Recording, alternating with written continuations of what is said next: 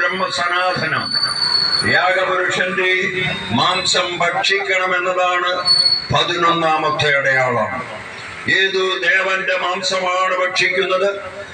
യജ്ഞശക്തവും മൃദുഭുജവും യാന്തിയും ബ്രഹ്മസനാതനം. യാഗപുരുഷന്റെ മാംസം ഭക്ഷിക്കണമെന്നതാണ് 11ാമത്തെ അടയാളം. നിങ്ങൾ ഓരോ പ്രഭാതത്തിലും, ക്രൈസ്തവര് ഓരോ പ്രഭാതത്തിലും ദേവാലയത്തിലേക്ക് പോകുന്നത് ഈ യേശുക്രിസ്തുവിന്റെ ശരീരവും രക്തവും ഭക്ഷിക്കാൻ വേണ്ടിയാ. യജ്ഞശക്തവും മൃദുഭുജവും യാന്തിയും ബ്രഹ്മസനാതനം. യാഗപുരുഷന്റെ മാംസം ഭക്ഷിക്കണം. അതേ പ്രിയരെ, കർത്താവായ യേശു തന്റെ പ്രബോധനം ലോകത്തിനു നൽകിയ സന്ദർഭത്തിൽ കർത്താവായ യേശു ഇങ്ങനെ പഠിപ്പിച്ചിരുന്നു: എന്റെ ശരീരം യഥാർത്ഥ ഭക്ഷണമാണ്, എന്റെ രക്തം യഥാർത്ഥ പാനീയവുമാണ്.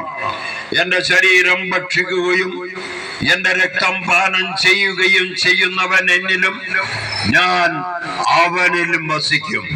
അവസാന ദിവസം ഞാൻ അവനെ ഉയർപ്പിക്കും. എന്റെ ശരീരം ഭക്ഷിക്കുകയും എന്റെ രക്തം പാനം ചെയ്യുകയും ചെയ്യുന്നവന് ശിക്ഷാവിധി ഉണ്ടാവുകയില്ല. അവസാന ദിവസം ഞാൻ അവനെ ഉയർപ്പിക്കും.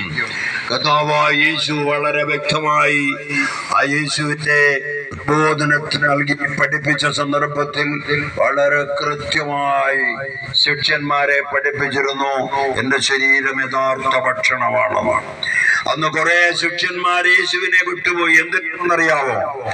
യേശുവിന്റെ ശരീരം ഭക്ഷിക്കണമെന്ന് പറഞ്ഞപ്പോൾ ആ ശിഷ്യന്മാര് വിചാരിച്ചു യേശുവിന്റെ ശരീരം പച്ചയ്ക്ക് കടിച്ചു മുറിച്ച് തിന്നണമെന്നും അവന്റെ രക്തം കുടിക്കണമെന്ന് കരുതി അവർ പറഞ്ഞു, ഈ വചനം കഠിനമാണ്, ഇതാർക്ക് മനസ്സിലാക്കാൻ കഴിയും എന്ന് പറഞ്ഞ് ധാരാളം ആളുകൾ യേശുവിനെ വിട്ടുപോയി.